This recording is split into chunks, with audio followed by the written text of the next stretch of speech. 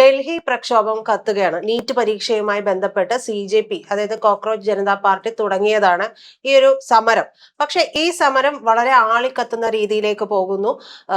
പ്രതിപക്ഷ നേതാവായിട്ടുള്ള രാഹുൽ ഗാന്ധി ഉൾപ്പെടെയുള്ളവർ പ്രധാനമന്ത്രിയുടെ വസതിക്ക് മുമ്പിൽ വലിയ പ്രൊട്ടസ്റ്റ് നടത്തുന്നു. എന്തായാലും ഒടുവിൽ ഇന്നലെ പുലർച്ചെ 1:12 സോനം വാങ്ചുക് എന്ന് പറയുന്ന മനുഷ്യനും നിരാഹാരം നടത്തുന്നു. അതിന് കാരണം ഇവർ ആവശ്യപ്പെട്ട 3 കാര്യങ്ങളും കേന്ദ്രം അംഗീകരിച്ചു എന്നുള്ളതാണ്. JP നദ്ദ ഉൾപ്പെടെയുള്ളവർ ഹോസ്പിറ്റലിൽ എത്തിയിട്ടാണ് അദ്ദേഹത്തിന്റെ നിരാഹാരം അവസാനിപ്പിക്കുന്നത്. അപ്പൊ ഞാൻ മനസ്സിലാക്കുന്നത് സ്വാഭാവികമായിട്ടും പ്രധാനമന്ത്രിയുടെ അനുമതി ഇതിനുണ്ടായി കാണുമല്ലോ മാം. അതവിടെ നിൽക്കട്ടെ. അതിലേക്ക് വരുന്നതിന് മുമ്പ് ഞാൻ ഇന്നലെ സോഷ്യൽ മീഡിയയിൽ നോക്കുന്ന സമയത്ത് ഒരു ഉച്ച സമയമാകുന്നു. ആ സമയം മുതൽ ആദരാഞ്ജലികൾ എന്ന് പറഞ്ഞുകൊണ്ട് ഒരു പെൺകുട്ടിയുടെ പടം വെച്ചിട്ട് ഡൽഹി പ്രക്ഷോഭത്തിൽ ജീവൻ പൊലിഞ്ഞ വിദ്യാർത്ഥിനിക്ക് എന്ന് പറഞ്ഞിട്ടാണ് ഈ ഒരു പോസ്റ്റ് മുഴുവൻ വരുന്നത്. അപ്പോൾ മുതൽ ഞാൻ നോക്കുന്നുണ്ട്, മറ്റെങ്ങും ഈ വാർത്ത വരുന്നില്ല. ഞാൻ ഇന്നിപ്പോ രാവിലെ നമ്മൾ ഈ ടോക്ക് തുടങ്ങുന്നതിന് മുമ്പും സോഷ്യൽ മീഡിയയിൽ ഈ വിഷയത്തിൽ എന്താണ് എന്നൊന്ന് അറിയാൻ വേണ്ടി പരതി നോക്കി. അപ്പോ ഒന്നുകൂടി ഈ ഒരു പോസ്റ്റ് ഞാൻ കണ്ടു. നമുക്ക് ഈ പോസ്റ്റ് എന്താണെന്നുള്ളത് കാണിക്കാം. പക്ഷേ ഇത്തരത്തിലുള്ളൊരു സംഭവം, അതായത് ഒരു സീരിയസ് ആയിട്ട് ഒരു വിദ്യാർത്ഥി ഹോസ്പിറ്റലിൽ ഉണ്ട് എന്നുള്ളത് വാർത്തയാണ്. പക്ഷെ ഒരാളുടെ ജീവൻ ഇല്ലാതെ ആയി എന്നുള്ള ഒരു സംഭവം ഉണ്ടായിട്ടുണ്ടോ? ശരിക്കും പറയുകയാണെങ്കിൽ പ്രജിത, ആ പോസ്റ്റ് ഞാനും കണ്ടിരുന്നു. മോളെ, എന്റെ മോളെ പോലെ ഇരിക്കുന്നു. കാരണം ആൾക്കാർക്ക് അറിയില്ല. ഈ എല്ലാവരും വാട്സാപ്പ് യൂണിവേഴ്സിറ്റിയിലും സോഷ്യൽ മീഡിയയിലും തന്നെ റിസർച്ച് ചെയ്തുകൊണ്ടിരിക്കുന്ന കാരണം വരുന്നതൊക്കെ സത്യമാണെന്നാണ് വിചാരിക്കുന്നത്. ഇത് കണ്ടിട്ട് ഞാൻ വേഗം ചാനലുകൾ വെച്ച് നോക്കി. പേപ്പർ ഉണ്ടെങ്കിൽ ഇന്ന് രാവിലെ ആകണമല്ലോ, ഒന്നിലും കാണിക്കുന്നില്ല. കയറിലേക്ക് ശരിക്കും ഇത് ആഘോഷിക്കും, അങ്ങനെ പറയാൻ പാടില്ല. എങ്കിൽ പോലും ഇങ്ങനെ ഒരു ഡെത്ത് ഉണ്ടാവുകയാണെങ്കിൽ അവർ ബ്രേക്കിംഗ് ന്യൂസ് ആയിട്ടും അവരുടെ വീട്ടിൽ നിന്നും ഒക്കെ നമുക്ക് മെസ്സേജുകൾ വരുന്നത്. അത് മാത്രം ഒന്നിലും കാണുന്നില്ല. അപ്പൊ ഞാൻ ഗൂഗിൾ ചെയ്തപ്പോ ഗൂഗിൾ പറയുന്നുണ്ട് ഇത് ഫേക്ക് ഇൻഫർമേഷൻ ആണ്. ട്രൂത്ത് ഫൈൻഡിങ് ഇത് വെച്ച് നോക്കുമ്പോൾ അങ്ങനെ നടന്നിട്ടില്ല. Times of India, Hindustan times ഒക്കെ കൊടുത്തിരിക്കുന്ന റിപ്പോർട്ടുകളും വന്നിട്ടുണ്ട് ഇത് ഫേക്ക് ന്യൂസ് ആണെന്ന് പറഞ്ഞിട്ട്. അപ്പൊ പ്രിയപ്പെട്ട ജനങ്ങളോട് പറയാനുള്ളത്, ഇങ്ങനെയുള്ള ന്യൂസുകൾ കണ്ടിട്ട് നമ്മൾ ടെൻഷൻ ആകരുത്. ഇങ്ങനെയെങ്കിലും ഈ പരിപാടി കത്തിക്കുവാൻ വേണ്ടിയിട്ട്, അതായത് ആളി പരത്തുവാൻ വേണ്ടിയിട്ട്, നമ്മളുടെ ഭരണസ്ഥിരത നഷ്ടപ്പെടുത്തുവാൻ വേണ്ടിയിട്ട് പ്രവർത്തിക്കുന്ന കുറെ പേര് പുറകിലുണ്ട്. ശരിക്കും ആ പെൺകുട്ടിയുടെ ചിത്രം മെയ്ഡ് ആയിരിക്കും അല്ലേ? അല്ലെങ്കിൽ ഒരു ശരിക്കും ഉള്ളൊരു കുട്ടിയാണെങ്കിൽ ആ കുട്ടി ഇത് കണ്ടിട്ട് ആ കുട്ടിയും ആ കുട്ടിയുടെ കുടുംബവും അല്ലെങ്കിൽ സുഹൃത്തുക്കളൊക്കെ വളരെ അപ്സെറ്റ് ആവണ്ടേ? ജീവിച്ചിരിക്കുന്ന ഒരാളല്ലേ മരിച്ചുപോയി എന്ന് പറയുന്നത്. അതും പോലീസ് ലാത്തി ചാർജിനെ അല്ലെങ്കിൽ പോലീസ് ഇടപെടലിനെ തുടർന്നുണ്ടായ ഇതിൽ ഹോസ്പിറ്റലായി, അത് കഴിഞ്ഞ് മരിച്ചു എന്നൊക്കെ പറയുമ്പോൾ അവര് പ്രതിഷേധിക്കേണ്ടതാണ്. അതൊന്നും നമ്മൾ കണ്ടിട്ടില്ല.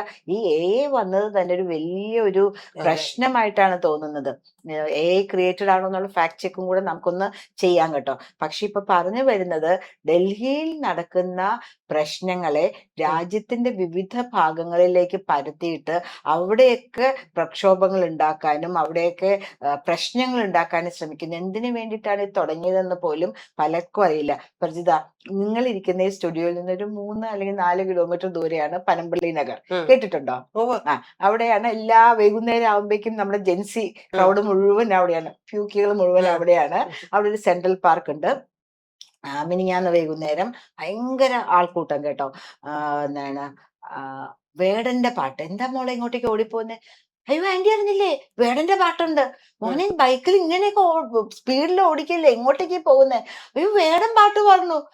അത് കഴിഞ്ഞ് ഒരു പയ്യൻ എന്നോട് പറയാ, ആന്റി ഒരുത്തൻ നിന്നെ എന്തൊക്കെയോ പറയണു, പാട്ടെന്ന് പറഞ്ഞിട്ടാണ് ഞാൻ വന്നത്. എന്തൊക്കെയോ കുറെ സംസാരിച്ചിട്ട് പോയി, കുറെ വൃത്തികേട് തെറി പോലൊക്കെ എന്തൊക്കെയോ പറഞ്ഞു, ആരൊക്കെയോ പറ്റി എന്തൊക്കെയോ പറഞ്ഞു. പ്രസംഗമായിരുന്നു ആന്റി, പാട്ടൊന്നും ഉണ്ടായിരുന്നില്ല. ഇന്ന് പറയുന്നു അനധികൃതമായിട്ട്, അതായത് പോലീസ് പെർമിഷൻ ഇല്ലാണ്ട് അവിടെ പനമ്പള്ളി നഗറിൽ ഒത്തുകൂടിയതിന് കേസ് നടപടികൾ ഉണ്ടാവും എന്ന് പറഞ്ഞ് പോലീസിന്റെ ഇത് വന്നിരിക്കുന്നു. ഇത് കണ്ടതാണ്. 90 പേർക്കെതിരെയും കേസുണ്ട് അവിടെ, അനധികൃതമായിട്ട് ഒത്തുചേരുകയും ഗതാഗത തടസ്സമുണ്ടാക്കുകയും എന്നൊക്കെ പറഞ്ഞിട്ട്. അവിടെയും കുറെ സെലിബ്രിറ്റീസ് വന്നിട്ടുണ്ടായിരുന്നു. പക്ഷെ യുവതലമുറ വന്നത് മുഴുവൻ വേടനെ കാണാനാണ്. അവര് CJP എന്നൊരു വാക്ക് പോലും അവിടെ പറഞ്ഞിട്ടില്ല. അപ്പൊ ഇങ്ങനത്തെയുള്ള കാര്യങ്ങളുണ്ട്. എന്നിട്ട് പറയുന്നത് പനമ്പള്ളി നഗറിൽ ആയിരക്കണക്കിന് യുവാക്കൾ ഒത്തുകൂടി പ്രതിഷേധിച്ചിരിക്കുന്നു, നീറ്റ് പരീക്ഷ എന്ന് അവര് കേട്ടിട്ട് പോലും ഇല്ല. നീറ്റ് പരീക്ഷയുടെ വേണ്ടിയിട്ടാണ് CJP നടത്തുന്നതെന്ന് അറിയില്ല. CJPയുടെ ഇതിലേക്കാണ് വേടൻ എത്തിയിരിക്കുന്നതെന്ന് അറിയില്ല. അവിടെ മാധ്യമ പ്രവർത്തകർ, അതായത് നമുക്കറിയാം LDFന്റെ, അതായത് ലെഫ്റ്റ് ചായവുള്ള മാധ്യമ പ്രവർത്തകർ കുറെ പേരാണ് ഇത് ഹോസ്റ്റ് ചെയ്തുകൊണ്ട് നിൽക്കുന്നത്. അതെ. അങ്ങനെയുള്ള കാര്യങ്ങൾ അറിയാം. ഇപ്പൊ മഹാരാഷ്ട്രയില് പല സ്ഥലത്തും നടക്കുന്നുണ്ടെന്ന് കേൾക്കുന്നു. ഈ പ്രക്ഷോഭകാരികളെ കൊണ്ടുപോയ പോലീസ് വണ്ടിക്ക് മുമ്പിൽ ഒരു മോഡൽ കയറി നിൽക്കുന്നു. അതോടൊപ്പം തന്നെ അത് കണ്ടിട്ട് 2-3 ആൺകുട്ടികൾ വരുന്നു. ഒരു ആൺകുട്ടിയുടെ കയ്യിലൊരു പാക്കറ്റ് ഓഫ് ഫുഡാണെന്നാ തോന്നുന്നത്. അവൻ എന്ത് ചെയ്താലും, ഞാൻ ആദ്യം വിചാരിച്ചു മൊബൈലിൽ അവൻ സെൽഫി എടുക്കുവാണെന്ന് വിചാരിച്ചു. നോക്കിയപ്പോ എന്തോ ഫുഡിന്റെ ചിപ്സോ അങ്ങനെ എന്തെങ്കിലുമൊക്കെ ഒരു പാക്കറ്റ് ഓഫ് ഫുഡാണെന്ന് തോന്നുന്നത്. അവനത് മാറ്റുന്നേ ഇല്ല. വേറൊരു കാര്യം പ്രജിത അറിഞ്ഞോ? ഫുഡ് കൊണ്ടുവന്ന് ഇന്നലത്തെ ഇതിൽ മുഴുവൻ ഇതായിരുന്നു. ഈ കുട്ടികൾ സ്വിഗ്ഗിയൊക്കെ പോലത്തെ വണ്ടികളിൽ ഓർഡർ ചെയ്ത ഇതിന്റെ ഇത് അവരിങ്ങനെ വരുക, ആര് വിളിച്ചു, എങ്ങനെ വിളിച്ചു, ഇങ്ങനെ എന്താണ് പറയുക, 100 കണക്കിന് വണ്ടികൾ ഓർഡേർഡ് ഫുഡുമായിട്ടാണ് വരുന്നത്. എങ്ങോട്ടേക്കാണ്, ആർക്ക് വേണ്ടിയാണെന്ന് ഇവർക്ക് അറിയുന്നില്ല. ഇവിടുന്ന് വരുന്നു എന്നാണ് പറയുന്നത്. നമ്മുടെ കേരളക്കരയിൽ നിന്ന് പോയ കുറെ കുട്ടികളെ കണ്ടു. നല്ല ഫുഡാണ് കേട്ടോ ഈ ഇതിൽ എന്ന് പറയാ, നല്ല ഫുഡാണ്. പിന്നെ ഫ്രീ ആയിട്ട് ഇവിടേക്ക് ഒന്ന് നടന്ന് ഡൽഹിയൊക്കെ കാണാം. അതോടൊപ്പം ഇതിൽ പങ്കെടുത്തു എന്നറിയാം. കുറെ സെലിബ്രിറ്റികളെ കാണാം. ഇവര് എന്തിനാണ് വന്നിരിക്കുന്നത് എന്നുള്ള കാര്യം മറന്നുപോയി. അതായത് നീറ്റ് പരീക്ഷയിലുണ്ടായ ചോദ്യപേപ്പർ ചോർച്ചയെ അനുബന്ധിച്ച് നടക്കുന്ന പ്രക്ഷോഭത്തിൽ പങ്കെടുക്കാനാണ് വന്നതെന്ന് ഇവർ ഓർക്കുന്നില്ല. ഇവർ പറയുന്നത് ഞങ്ങൾ ഡൽഹിയിലേക്ക് വന്നു, ഡൽഹിയൊക്കെ കാണുന്നു, നല്ല ഫുഡാണ് കേട്ടോ, നല്ല മെഡിക്കൽ ഇതാണ്, കോടിക്കണക്കിന് രൂപയാണ് വരുന്നത്. അതൊന്ന് അന്വേഷിക്കണ്ടേ? ഈ കോടിക്കണക്കിന് രൂപ വരുന്നത് നമ്മുടെ രാജ്യത്തെ അസ്ഥിരപ്പെടുത്തുവാൻ വേണ്ടിയാണോ? എവിടെ നിന്ന് ഈ പൈസ വരുന്നു എന്നും കൂടെ ആലോചിക്കണ്ടേ? കുട്ടികൾ പറയുന്ന കാര്യങ്ങളൊക്കെ ഓക്കെ, നീറ്റ് പരീക്ഷ ക്രമക്കേടില് കുറെ ജീവൻ പൊലിഞ്ഞു, അതൊക്കെ നമുക്ക് മനസ്സിലാക്കാം. നമ്മൾ രണ്ടുപേരും അമ്മമാരാണ്. പക്ഷെ അതേ തുടർന്ന് ജീവിച്ചിരിക്കുന്ന ഒരു പെൺകുട്ടിയെ കൊല്ലേണ്ട വല്ല കാര്യവും ഉണ്ടായിരുന്നോ?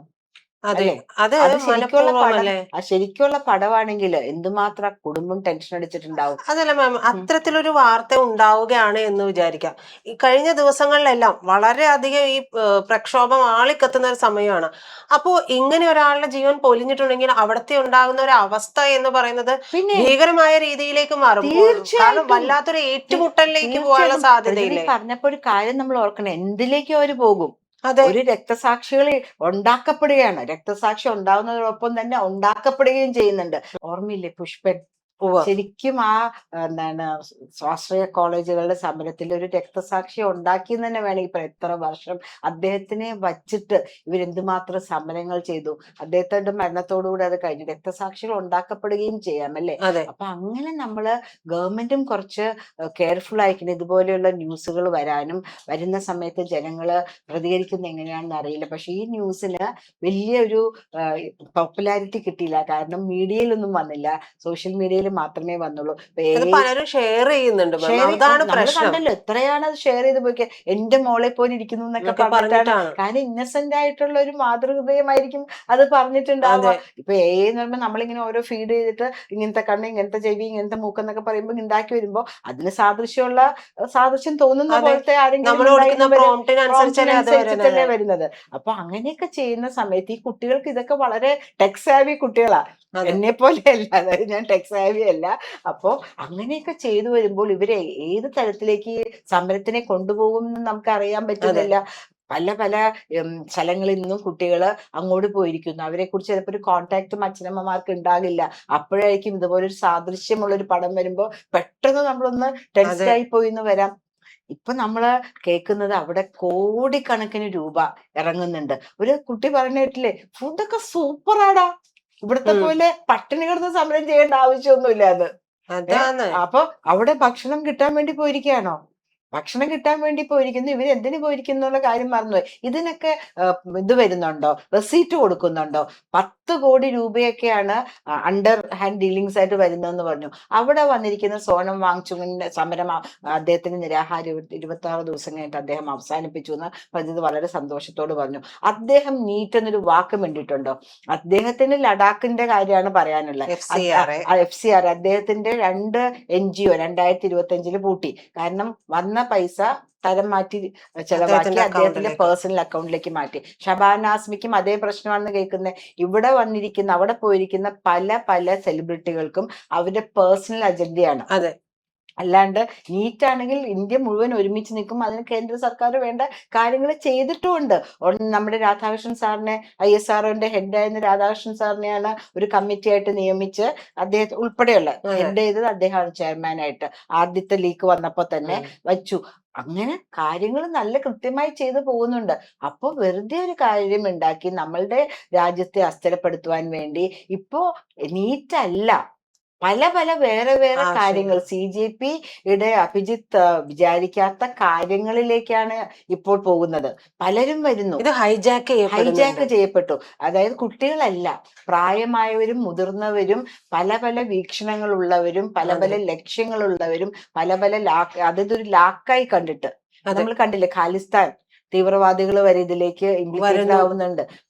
അഭിജിത്തിന്റെ കയ്യിൽ നിന്ന് തന്നെ ഇത് പോകുന്നുള്ള അവസ്ഥയ്ക്ക് അദ്ദേഹം പറയുന്നുണ്ട്. പലപ്പോഴും ബ്രേക്ക് ന്യൂസ് ആയിട്ട് ഞാൻ നിർത്തുകയാണ്, സമരം അവസാനിപ്പിക്കുകയാണെന്ന് പറയുന്നുണ്ട്. JP നദ്ദാജി വന്ന് ഇവരെ കൊണ്ട് സംസാരിക്കുന്നുണ്ട്. അതിനിടയ്ക്ക് ഇവര് പറയുന്നുണ്ട് ജന്തർ മന്ദറിലേക്ക് നിങ്ങൾ വരണം. അതെന്തിനാ? അത് മന്ത്രിമാർക്കൊക്കെ ഓഫീസ് ഉണ്ടല്ലോ. മന്ത്രിമാരുടെ വീടുകളിലേക്ക് ഞങ്ങൾ പോവില്ല. വീടുകളിലേക്ക് വിളിച്ചില്ലല്ലോ. തേയില സൽക്കാരമൊന്നുമല്ലല്ലോ. ഗവൺമെന്റുമായി ബന്ധപ്പെട്ട വിഷയങ്ങൾ ചർച്ച ചെയ്യുവാനാണ് അവർക്ക് ഗവൺമെന്റിന്റെ ഉടമസ്ഥതയിലുള്ള ഓഫീസ് കൊടുത്തിരിക്കുന്നത്. അവിടെ മറ്റു ഉദ്യോഗസ്ഥന്മാരും സെക്രട്ടറിമാരും ഉണ്ടാവും. അവരുടെ കൂടെ സഹായത്തിൽ നിന്ന് ഡ്രാഫ്റ്റ് ചെയ്ത് കാര്യങ്ങൾ സംസാരിക്കാനായിട്ട് ഓഫീസിലേക്കല്ലേ പോകണ്ടേ. അല്ലാണ്ട് സമരപ്പന്തലിൽ വന്നിട്ട് നമുക്ക് ചെയ്യാൻ പറ്റില്ലല്ലോ. സമരപ്പന്തലിലേക്ക് മന്ത്രിമാർക്ക് ഇത്രയും അവിടുത്തെ അവസ്ഥ മോശമായിരിക്കുമ്പോൾ എല്ലാവരുടെയും ജീവൻ അത് ഭീഷണിയാവും അല്ലെ. മന്ത്രിമാര് വരുമ്പോ ഇവര് കൂടുതൽ അജിറ്റേറ്റഡ് ആവും, വയലന്റ് ആവും. ഇപ്പൊ മാം പറഞ്ഞല്ലോ സിഖ് അകാലി അതിന്റെ ആൾക്കാർ അല്ലെ, അതുമായി ബന്ധപ്പെട്ട ആൾക്കാർ കൂടെ വരുന്ന സാഹചര്യമാണ്. നമുക്കറിയാം ഇത്തരത്തിലുള്ള ആളുകൾ വന്നിട്ടുള്ള പ്രക്ഷോഭങ്ങളിൽ എന്തെല്ലാം എന്താ പറയുക അനാപത്തുകൾ അല്ലെ, ആപത്തുകൾ ഉണ്ടായിട്ടുണ്ട് എന്നുള്ളത് അറിയാം. അപ്പൊ അങ്ങനെ ഇരിക്കെ ഏറ്റവും ക്രൂഷ്യൽ സ്റ്റേജിൽ നിൽക്കുന്ന ഒരു പ്രധാനമന്ത്രിയാണ് മോദി എന്ന് പറയുന്നത്. അപ്പോൾ അദ്ദേഹം ഉൾപ്പെടെ അദ്ദേഹത്തിന്റെ മന്ത്രിസഭയിലെ ആളുകൾ അങ്ങോട്ടേക്ക് ചെല്ലുക എന്ന് പറയുന്നതും ഇപ്പോ ഈ പറയുന്ന അഭിജിത്ത് ദീപ്കെ എന്ന് പറയുന്ന CJPയുടെ വക്താവ് അല്ലെ, ആ വക്താവിന്റെ മുൻപിലേക്കൊക്കെ ചെല്ലണം എന്ന് പറയുന്നതിൽ പോലും ചില പ്രൊപ്പഗാൻഡാസ് ഉണ്ട്. ഒരുപക്ഷെ ഈ സമരം അഭിജിത്തിന്റെ കൈവിട്ടുപോയി അഭിജിത്ത് പോലും പലരാലും ഹൈജാക്ക് ചെയ്യപ്പെട്ടിട്ട് അവരെ വിളിക്കുന്നതായിക്കൂടെ? തീർച്ചയായിട്ടും അത് തന്നെയാണ് ഞാൻ നേരത്തെ പറഞ്ഞത്. അദ്ദേഹം പറയുന്നുണ്ട് സമരം അവസാനിപ്പിച്ചു എന്ന് ഇടയ്ക്കിടയ്ക്ക് അദ്ദേഹത്തിന്റെ മെസ്സേജ് ആയിട്ട് വരുന്നുണ്ട്. കാരണം അദ്ദേഹം ഇതല്ല വിചാരിച്ചത്. അദ്ദേഹം വിചാരിക്കുന്നതിന് 100 പതിന്മടങ്ങ് വ്യത്യസ്ത തലങ്ങളിലേക്ക് ഇത് പോയിരിക്കുന്നു. അദ്ദേഹത്തിന്റെ കൺട്രോളിൽ നിൽക്കുന്നില്ല. അദ്ദേഹം വളരെ നല്ലൊരു കാര്യമായിട്ട് കുട്ടികളുടെ ഭാവി എന്ന് പറഞ്ഞ് തുടങ്ങി. അതിന് രാഷ്ട്രം മുഴുവൻ അതിനോടൊപ്പമുണ്ട്. അതിന് വേണ്ട നടപടികൾ മോഡി സർക്കാർ ആദ്യമേ തന്നെ സ്വീകരിച്ചു കഴിഞ്ഞു. രാധാകൃഷ്ണൻ സാറിനെ പോലെ പ്രമുഖനായ ഒരു വ്യക്തിയെ വച്ചിട്ടൊരു കമ്മിറ്റി രൂപീകരിച്ചു കഴിഞ്ഞാൽ അതിന് മേലെ എന്താ ഉള്ളത്? എല്ലാം കൊണ്ടും പ്രമുഖനായ ഒരു വ്യക്തിയല്ലേ. അത്രയും ഗവൺമെന്റ് ചെയ്തു കഴിഞ്ഞപ്പോൾ ഇങ്ങോട്ടേക്ക് വരണം എന്ന് പറയാനും തയ്യാറാണ്. പക്ഷെ ഇത്രയും വലിയൊരു കലാപഭൂമിയായിട്ട് അവര് തന്നെ മാറ്റിയിരിക്കുന്നു. പോലീസുകാർ നേരത്തെ പെപ്പർ സ്പ്രേ അടിച്ചില്ലേടോ? പെപ്പർ സ്പ്രേ ആണ് അടിച്ചത് പോലീസുകാരുടെ നേർക്ക്.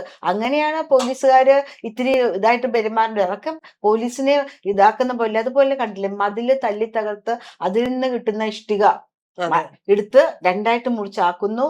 പോലീസ് വണ്ടികളുടെ ഗ്ലാസിന്റെ മുകളിലേക്ക് ചാടി അത് പൊട്ടിക്കുന്നു, മോളിൽ കയറുന്ന ഡാൻസ് കളിക്കുന്നു. ഇതൊക്കെ ഒരു അനാർക്കി എന്ന് പറയില്ലേ? ഇങ്ങനെയാണ് ഒരു സമരം എന്ന് പറയുന്നത്. ഇത് അരാജകത്വമാണ്. ഇതിന്റെ പുറകില് രാജ്യവിരുദ്ധ ശക്തികൾ തന്നെയാണെന്ന് നമ്മൾ എല്ലാവരും ശ്രദ്ധിച്ച് കൈകാര്യം ചെയ്യണം. അല്ലെങ്കിൽ ഇത് കൈവിട്ടു പോകും. ഇപ്പൊ ഇന്ത്യ യുണൈറ്റഡ് ആണ്. നമുക്ക് ഒരുമിച്ച് ഇവിടെ സമാധാനത്തോടും സന്തോഷത്തോടും എല്ലാവർക്കും ജീവിക്കാം. ആ യൂണിറ്റിയാണ് പലർക്കും ഭയം. അത് വേണ്ട. നമുക്ക് ഒരുമിച്ച് ജീവിക്കണം. India is our country.